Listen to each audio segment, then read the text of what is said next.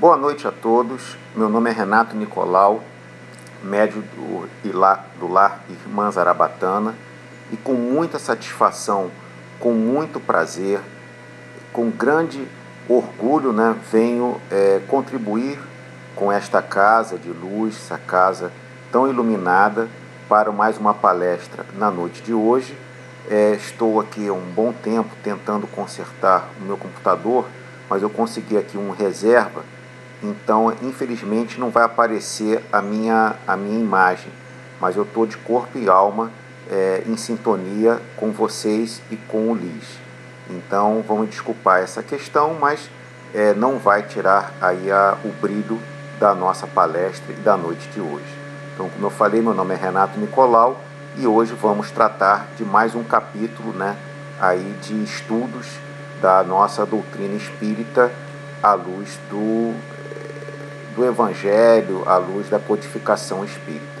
Antes de começarmos, cada um sintonize o plano superior, sintonize o plano espiritual, para que estejamos harmonizados, tranquilizados e com muita satisfação consigamos ter uma palestra, uma noite de paz, de harmonia e muito iluminada.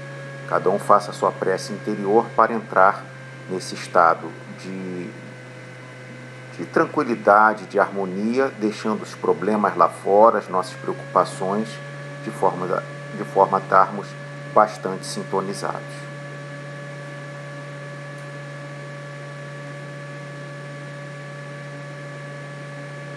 Graças a Deus. Então, o tema de hoje é bastante interessante, da proibição de se evocar os mortos. Nós podemos evocar os mortos? Havia uma proibição de evocar os mortos? Como é que foi isso ao longo do tempo? Então, é esse tema que nós estaremos abordando na noite de hoje. De acordo com o dicionário, o que é evocar? Evocar, de acordo com o dicionário, é chamar os seres espirituais. É realmente fazer esse trabalho de chamamento, de sintonia com os seres espirituais. Também nós podemos ter, em comunicações espíritas, uma outra forma de enxergar isso. Evocar vem do latim evocare, que nada mais é que chamar alguém de algum lugar. Fazer aparecer. Tá? Então é isso que é importante a gente ter esse conceito em comunicações espíritas. Em termos mediúnicos, nós vimos o dicionário, nós vimos as comunicações em termos mediúnicos. O que quer dizer evocação? Intenciona chamar um espírito para junto de si, com algum intuito. Trazer a lembrança também é um termo para a parte de evocação. Evocar o passado. Tá? Então é importante a gente ter essas três dimensões relacionadas à evocação, ao verbo evocar. Muitos de nós viemos da Igreja Católica, ou temos amigos, familiares, colegas que vêm da Igreja Católica. E o que vem como informação, como doutrina, ligado ao catecismo, Até eu fiz, aqui em frente, o Liz, na Igreja Sagrados Corações, a uns 100 metros do Liz, fiz no catecismo lá. Então isso me faz evocar a minha adolescência, acho que foi na época da adolescência, uns 12, 13 anos. É a necromancia, ou evocação dos espíritos para que revelem coisas ocultas e proibidas pela lei do Antigo Testamento. Tá? A gente vai estudar o Antigo Testamento, a parte de Moisés, mas está tudo focado na Igreja Católica, a necromancia. De acordo aqui com Levi 19, 31, 26, e Deuterônomos 18, 11. Invocar, a gente falou de evocar, e invocar é pedir, rogar, é diferente, tá? Por isso que é evocar e invocar. Suplicar proteção ou auxílio. Pela prece, invoca-se um poder superior. Invoca-se Deus, tá? Então é diferente o conceito, é importante estarmos todos aí com muito bem embasados. Quando surgiu a comunicabilidade com os espíritos? Veio com Allan Kardec, veio com a codificação espírita, ou também a gente viu isso em outros povos, em outros tempos, em outras culturas, em outras religiões? Quando é que surgiu isso? É algo novo ou é algo antigo? Na China e no Antigo Egito, né? Desde a antiguidade, né? Desde antes de Cristo, ou seja, 4, 5, 6 mil anos, no início aí da humanidade, se entregava à evocação dos espíritos dos ancestrais. Os hebreus se entregavam a essas práticas, né? Descritas na Bíblia, no Deuterônimo, tá? É um livro sagrado. Na Idade Média, né? Agora já aí há 700, 800 anos atrás, tinha a parte de adivinhações, magias, né? Sacrifícios, dentre muitos outros aspectos. É para mostrar que tem muito tempo, desde o início da humanidade, em vários pontos do planeta, em várias culturas, várias religiões, várias sociedades. Então foi algo sempre disseminado ao longo da nossa história. E na era cristã, né? Entre os primeiros cristãos, numerosas indicações quanto às comunicações com os espíritos dos mortos, Atos dos Apóstolos. As comunicações entre os homens e os que já morreram, bem como as evocações, têm lugar em todas as épocas, em diferentes regiões do planeta. Então não é uma exclusividade da doutrina, religião e ciência espírita. A comunicabilidade dos espíritos não é um fato recente, sempre existiu. A única diferença que no passado era desconhecida e posteriormente propriedade dos chamados iniciados. Eram somente alguns que tinham esse dom e que estavam aptos a fazer esse trabalho. Hoje, com o advento, né, do nosso espiritismo, tornou-se fenômeno generalizado, acessível a todos nós, através de romances espíritas, de psicografias, psicofonias, dentre muitas outras atividades mediúnicas. E qual é a utilidade dessas comunicações? Somente curiosidade? O que realmente é de fato isso à luz da doutrina espírita? A gente pode ver aí Allan Kardec, né? Teve todo o trabalho, né, da codificação espírita, trazer esses ensinamentos, codificar com um ensinamento e com uma diretriz única e espiritual, tendo as três vertentes: religiosa, científica e doutrinária e religiosa. Vemos aí Chico Xavier, a psicografia, né, que traz tanto conforto, tantas informações, tantos ensinamentos para todos nós. Consolo, né? Só quem passa por problemas, né, entende que às vezes uma mensagem te traz alegria, te traz conforto, te traz uma esperança, né, principalmente no pós-morte. Socorro espiritual, né, também é muito importante para todos nós. Instrução, livros, né, não só de Chico, de Divaldo, de tantos outros benfeitores espirituais. Como a gente aprende com os romances, com os livros doutrinários psicografados pelos médiuns, né, e aí principalmente, né, os livros credenciados pela Federação Espírita Brasileira, né, pela FEB, para ter a importância, né, de uma credibilidade desses trabalhos. despertamento para a vida espiritual, né?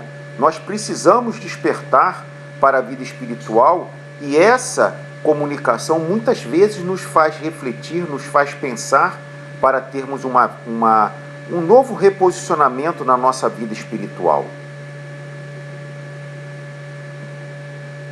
Primeiro ponto, a igreja nega a realidade das manifestações, né? Quando a gente fala igreja, né? Igreja católica, né? Principalmente, ela nega isso, ela proíbe isso?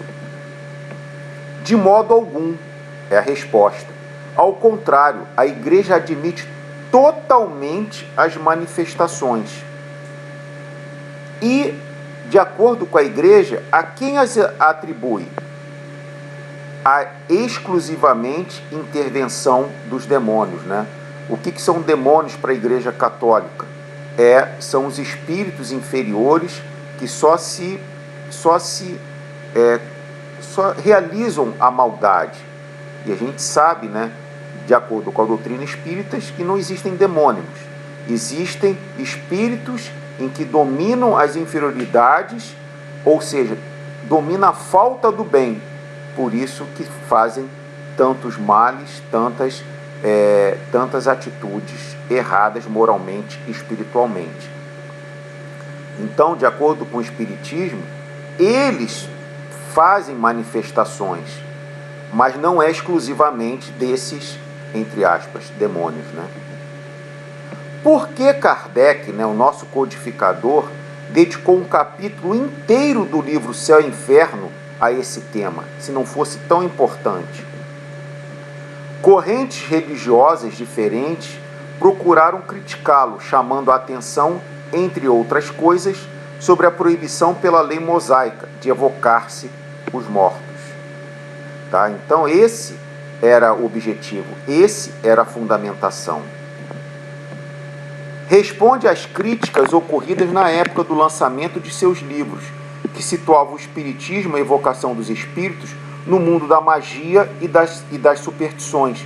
Então era para o quê? Era para exatamente dar essa trava e dar esse esclarecimento para não haver a banalização da evocação dos espíritos, como era feito. Então tinha que haver esse esclarecimento muito bem feito, muito bem orientado pelo nosso codificador Allan Kardec.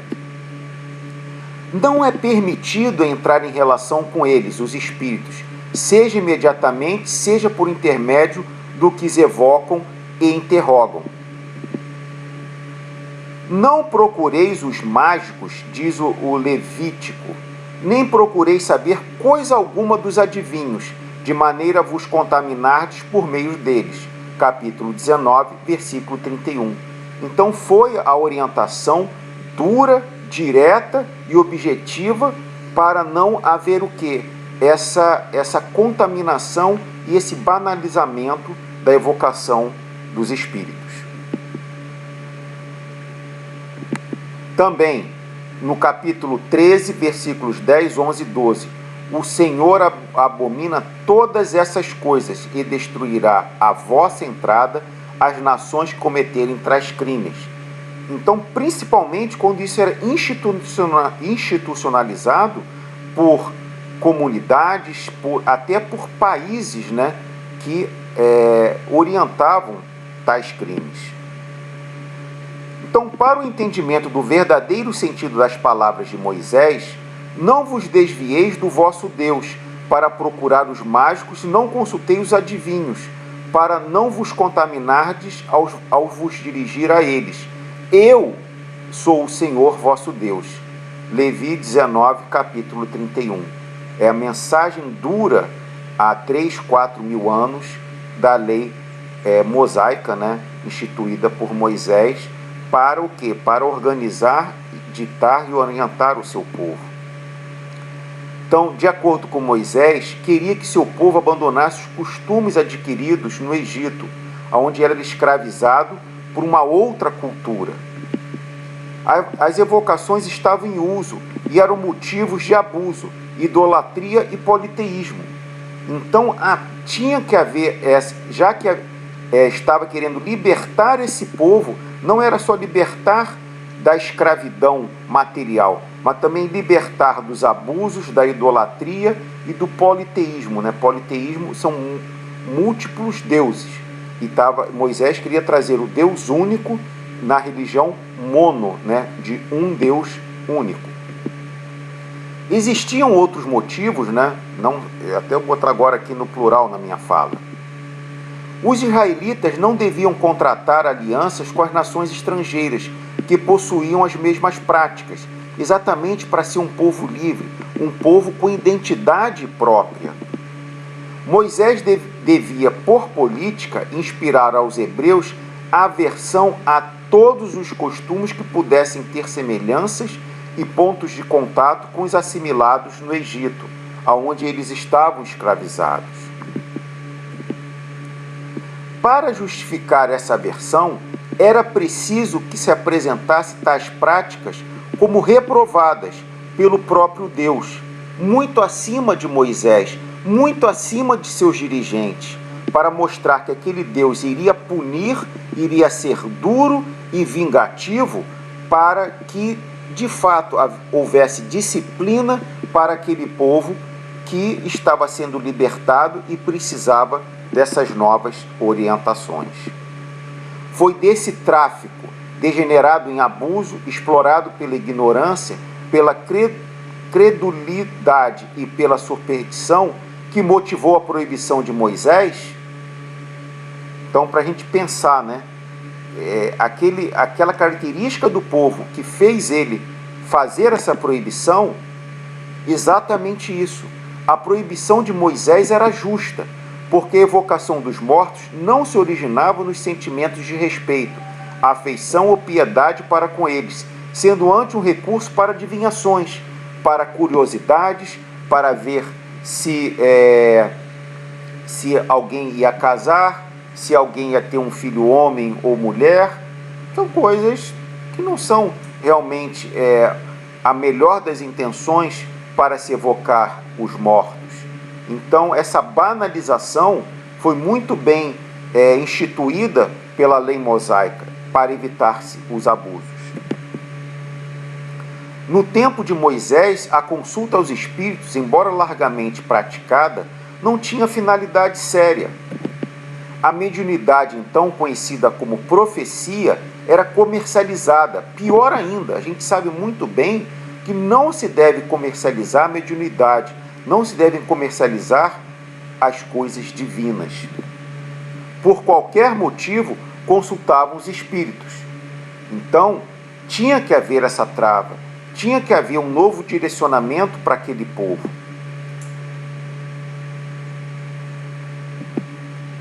Era explorada por impostores, por charlatões, e foi isso que Moisés proibiu. Foi ele mesmo, Moisés, quem disse: quem dera que todo o povo do Senhor profetizasse. Se todo mundo profetizasse, seria ótimo, porque todo mundo estaria sendo muito bem orientado, estaria fazendo um trabalho que estaria com todo um encaminhamento divino. Isto é, fosse médium, significando assim a mediunidade. E a gente sabe muito bem que nem todos são médios e nem todos são capazes de, a todo momento, estar sintonizados, fazendo esse intercâmbio com o plano carnal e com o plano espiritual, e principalmente o plano espiritual superior. Da época de Moisés, passando pela Idade Média e até depois, essas práticas supersticiosas perpetuaram-se. Mesmo com a trava de Moisés, mesmo com a importância de sempre verificar uma comunicação justa, séria e direcionada espiritualmente e moralmente. E hoje ainda perpetuam-se, né? Por isso que está trazendo na noite de hoje esse estudo. Infelizmente, ainda existem muitos interesses obscuros nas previsões, adivinhações e revelações. Então, é um problema que sempre acompanhou a humanidade, mesmo com tantas travas, mesmo com tantas informações informando sobre a importância de não fazer tais práticas. E por que isso, né? Nós ainda somos, em maior ou menor grau, imaturos espiritualmente. Buscamos alguém que nos ajude a escolher e a decidir, entendeu? A gente, se puder passar isso para o pai, para o amigo, para o familiar, para o consultor de búzios, de carta, tarô, olhar o horóscopo do dia no jornal, a gente quer sempre transferir isso para alguém. Temos dificuldade de assumir nossas próprias escolhas.